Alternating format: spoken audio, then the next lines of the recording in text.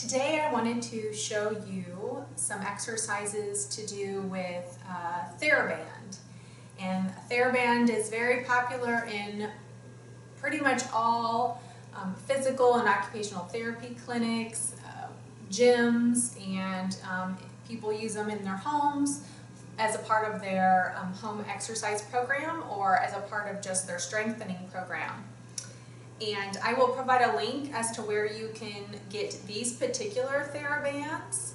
I get mine from North Coast Medical, which I do sell on my website at therapyoonyourown.com, and I'll provide a link at the bottom of this video so that you can purchase those and start some of these exercises and add this to your own program at home.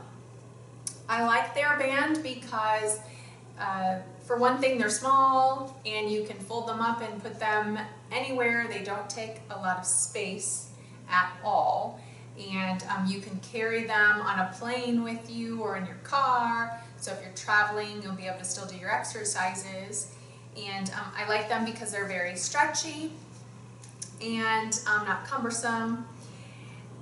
These particular ones are latex free also, so you don't have to worry about that if you have a latex allergy.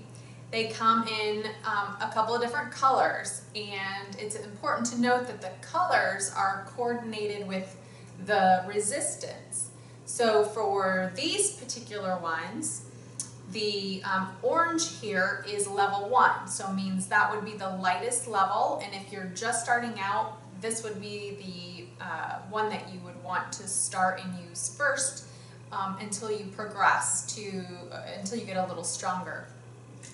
Level 2 is the pink, level 3 is the green band, and then level 4 is the blue band, and level 5 is the purple band. So this would be the hardest band, and may take you several weeks to get from level 1 to this, if you ever get to this. It's not something that you have to strive for, but a man may be able to jump to the purple a little sooner, depending on what the exercises that they're doing than a woman that has just started exercising. So I wanted to show you a couple of shoulder exercises that you can do, and I'm going to do them laying down because I always like to start with exercises laying down so that you can really just focus on that specific exercise and kind of takes gravity out of the equation, and you don't have to worry about your posturing, standing upright. You do still want to make sure that you're laying correctly, laying straight. I like to use a towel roll also when I'm doing my exercises laying down for my neck, so that I can make sure that when I'm doing my shoulder exercises, I'm not gripping or tensing in the neck. And it also helps keep that natural curve of your cervical spine, of your neck, that you really need to have. So let's go ahead. So I'm going to lay down on the mat. And I always do a log roll, so it means I always go to the side, and then I always roll from there. So I'm not arching in my neck. So this roll will go right underneath my neck here. Now I'm going to go ahead and start with level 1 band. And I'm going to, so you have a lot here. It's pretty long. So you can either wrap it around your hand, and that way you don't have to worry about gripping it too tight. If you wrap it around, then you can just have like a loose, kind of a loose grip on it and still relax the hand without having to grip something or have a handle, which can be hard on your finger joints and can make you sore, especially if you have some arthritis in your hand. So the first exercise we're going to do is a external rotation exercise, and this is really good to target your rotator cuff muscles. So what we're going to do is you're going to start with elbows bent, relaxing the neck. Fingers can be relaxed or straight open, whichever's more comfortable for you. And you're going to resist out and in. So you're not moving the whole arms. All you're doing is upper arms stay at your side, and you're just resisting out and in. Out and in. And you want to do about 10 of these. You can hold a couple of seconds. It's not necessary, but you don't want to be doing this and letting the band bounce you back. You want to control out and control in. Out and in.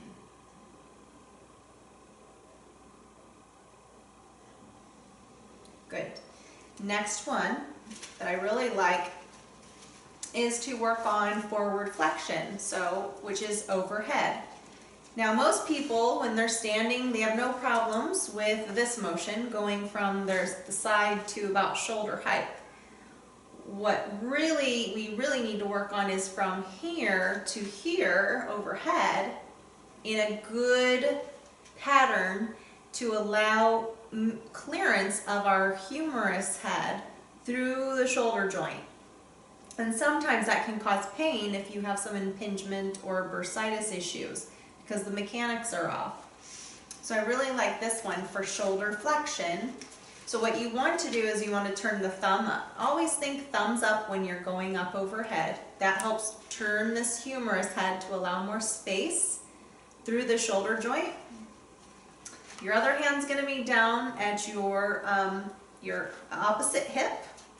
And then what you're going to do is you're going to resist. So there's really not too much tension from here. And then you're going to resist overhead. And then slowly, nice and controlled overhead. And back to this position. This is your starting position. Overhead. And starting. Good. Making sure that you don't have any kind of tension in the neck at all when you're doing this exercise.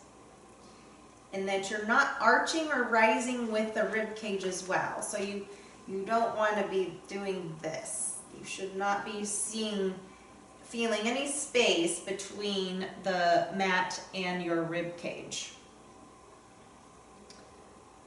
Neck and shoulder is relaxed. Rib cage is still down. Shoulder blade should be also down into the mat as well and not riding up high when you're doing this. Next one that I like to do, which I'll show it with a different tension band just for the sake of showing you how these come and how you would open these up, but this one, what you would do is just kind of feed it underneath your body. So you do a little bridge here.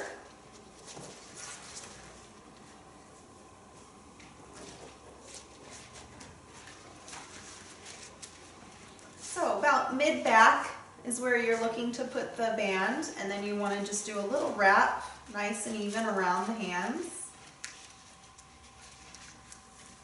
And again, thumbs up with this one. What you're going to do is you're going to resist up and slowly lower back down.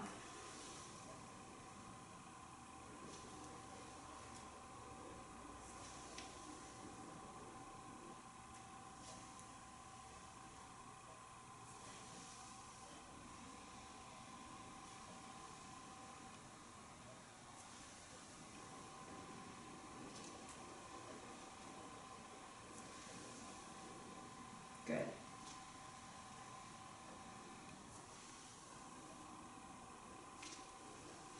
Good. Okay, so those 3 exercises are all I'm going to show you for now. Of course, you would want to make sure that you do the other side.